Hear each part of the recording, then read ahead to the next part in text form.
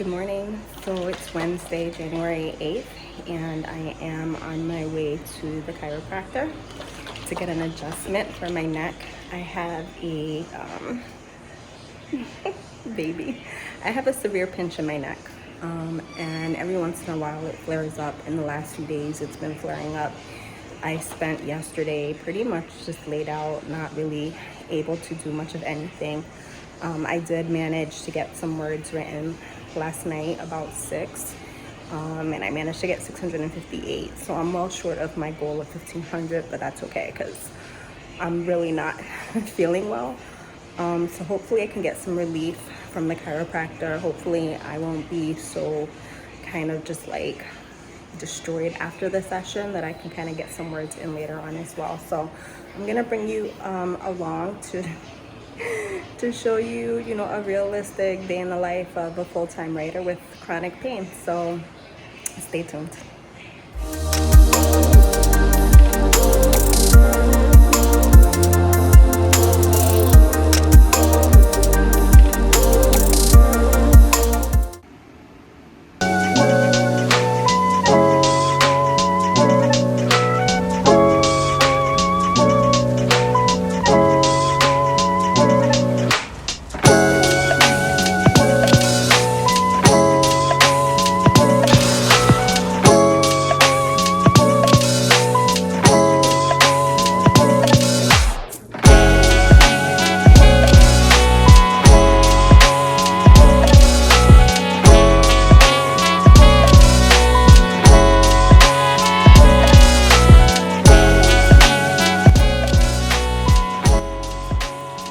So I was listening to another episode by Savannah Global.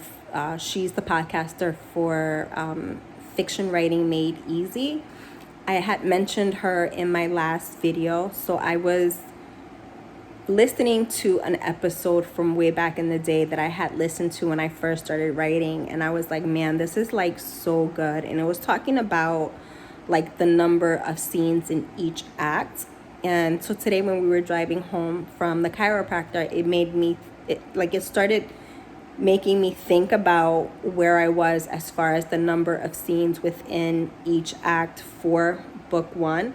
And I don't think that I've really like outlined that specifically. So that's something that I'm going to have to like work on tomorrow, just to make sure that I'm having the right amount of scenes for my 80,000 word manuscript. And it's the second time that I've kind of heard that. I know that that's something that they talk about in Fictionary, but it's just something like just slipped my mind. And for some reason, listening to that podcast just kind of jogged it again.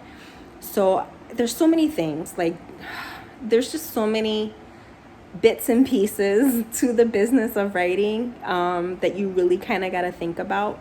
But I really want to make sure that the book 1 is as good as it can possibly be, so that when it does go to edits for a developmental editor, I'm not spending as much money as some people can, because their books are just not in the best possible position. Like I want it to be as close to just, I don't want to say perfect, because I don't think it's ever going to be perfect, but just as I want to ensure that there aren't that many issues within the manuscript that it's going to cost me like my left and right lung just to like get this book done. Because if you guys don't know, like if you're following me and you guys are not in the writing community, like edits, especially a developmental edit, can be like upwards to like $1,500. And I don't know about you, but I don't got money like that. You know what I mean? I don't think anybody got money like that. So I want to make sure that I'm doing what I can, doing my part to make sure that my manuscript is in the best possible position, so that hopefully I can pay maybe less than the $1,500. And yeah, so that takes the work, and it takes all of these little thoughts and ideas that you kind of have to take into consideration. If it was just writing, everybody would just write, But anyway, so it's like 5:30. I'm beat. You can probably see it in my face. The sun is starting to set. I have my mastermind call at 7. And so I'm gonna get ready. I'm gonna take a break. I'm gonna eat something, and then by the time I finish eating, it'll be that time to jump on this call. So if I don't check in with you guys one more time today, I will check in with you guys tomorrow. Good morning. It's Thursday. It's almost 9. And I'm having a late start to my day. I am feeling a lot better than I was the last 2 days. The chiropractic session really helps. Everything is like really sore, but sore in a good way because all of that tightness was loosened up. So I'm hoping today is going to be a good, productive working day. I had my mastermind call last night, and we talked about what our 2025 goals were, as well as what our Q1 goals are. All of the ladies in my mastermind are part of the Heart Breathing's HB90 group. So we were able to kind of really discuss all of that on that level, including like how we're hoping to break down our goals so that we could reach it at least for the end of Q1. Yeah, it's a cold day here in Florida. It's probably about 40 degrees. I know it's a lot colder in other places, but for Central Florida, that's like really, really cold. We have the heat on. I'm sure next week we'll have the AC on. But yeah, so hopefully today will be a great, productive working day. I'm feeling well. I'm gonna make something to eat, get my husband's lunch ready for him to take to work in a little while, and I'll check in with you guys.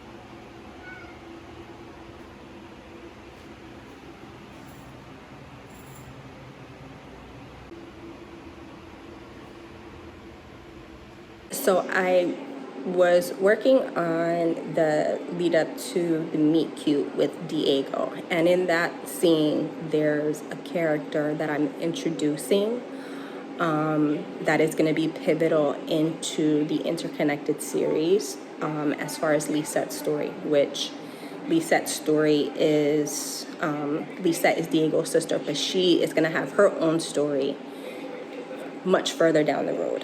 Right now I'm working on the trilogy with Diego and Vanessa.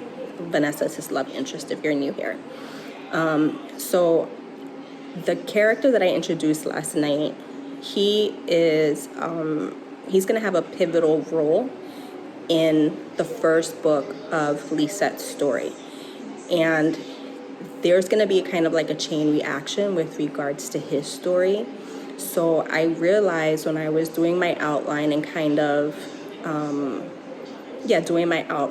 looking at the scenes that I needed, that in order to really tie in his story with the series that's going to be down the line once I finish Vanessa and Diego's story, that I needed to kind of like start dripping and putting him in and sprinkling him in throughout this trilogy right now. So I have been working on that.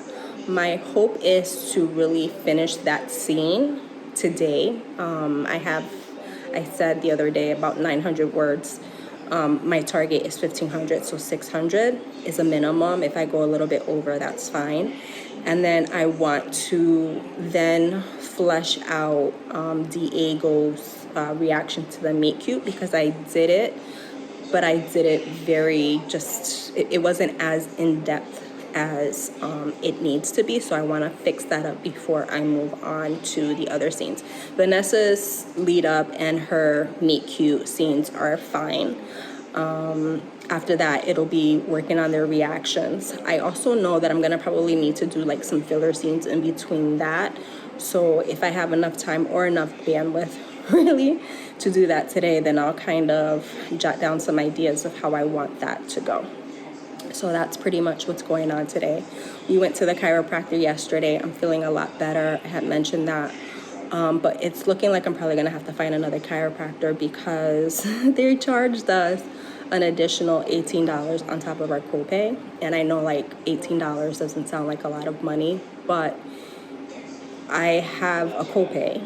And not only do I have a copay, but our insurance, I'm very blessed, I'm very fortunate. I have really great insurance. My insurance covers everything 100%. So I don't know where this $18 additional charge is coming from. So I called the insurance company yesterday, and they told me to have the chiropractor office reach out to them today because they shouldn't have charged us the additional $18. Like, never in my life have I ever had to pay anything above whatever the copay was. So that didn't make any sense to me. So I think my husband and I decided, it's not the chiropractor, because he does, he's a really nice person and he's definitely making us feel better. But obviously there's an issue in the billing office, that they're just not doing something right. While we were there yesterday, we overheard the receptionist and another lady just kind of, talking about like they had to reimburse somebody $170 to their account. So I'm thinking it's just something with their billing, that they're doing something wrong. And I don't have the time to be aggravated like that over something like ridiculous. So we're just gonna, I'm gonna do some research. I'm gonna look around to see who else we can use within the local area so that we can continue on with our treatments. So that's what's going on. Baby is being baby. She is beside me. She's just being baby. And my hubby is chilling on the sofa, relaxing before he goes to work. So that's it. I'll check in with you guys. So one of the things that I did when I started initially writing or brainstorming the idea of Diego and then as a story was, I created this kind of like a outline. I wish I could remember where I saw this structure, but I found it. And what I liked about it is that it really kind of broke down in detail everything that was needed in a scene. So what takes place in the scene, what are the characters' internal and external state, brainstorming like different scenes that you can use within the scene. Just kind of a reference. What is their goal, their motivation, their conflict? What is the climax of the scene? And are there any revelations? And how does the scene expand upon the next one? For the new scenes, I'm going to kind of do a little bit of brainstorming because, like I said, I want to make sure that I'm using my time wisely. And then I'm not kind of like going all over the place. So here's baby. That I'm not going all over the place with my ideas of the story, and it'll help me to ensure that I'm writing at the pace that I want to. So this is just an idea and a thought that I thought I would share with you guys if you're not using something like this, or if you are using something like this, let me know, comment down below. I'm over here watching baby play with her little toy, running all over the house like a crazy lady. They're taking like a 2-hour nap, and now she's like all over the place. But it is later on in the day. It's almost 3:30, and I managed to write another 600 words into the scene that I was working on, introducing the new character with Diego. And that scene is at 1,500 words.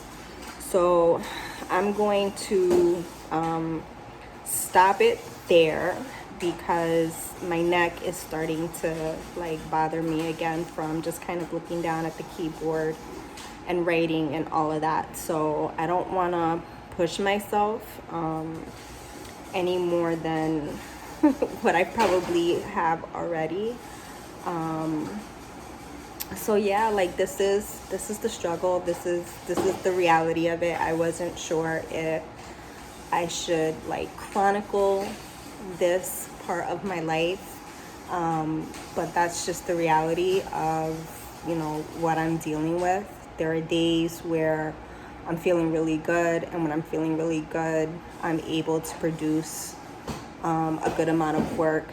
And then there are days, and it could be stretches, where I'm just not, feeling at 100%, and I'm uncomfortable, and I'm having, pain in my hand, pain in my shoulder.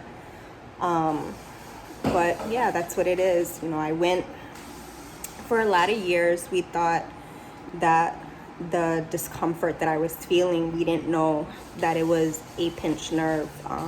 For the longest time, I was misdiagnosed because I had a lot of pain, like in my wrists and in my thumb, and we thought, you know, it was carpal tunnel. I did like nerve tests and nothing came up, and it was maybe like 2 years ago that I went for physical therapy, and the physical therapist was like, I think there's something wrong, like in your neck.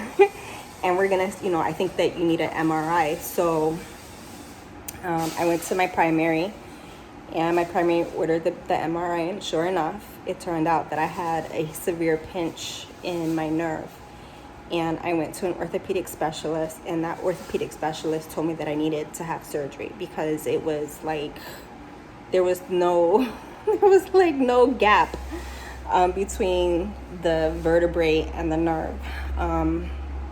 But I had at the time started physical therapy, and I really wanted to kind of try that least invasive procedure first.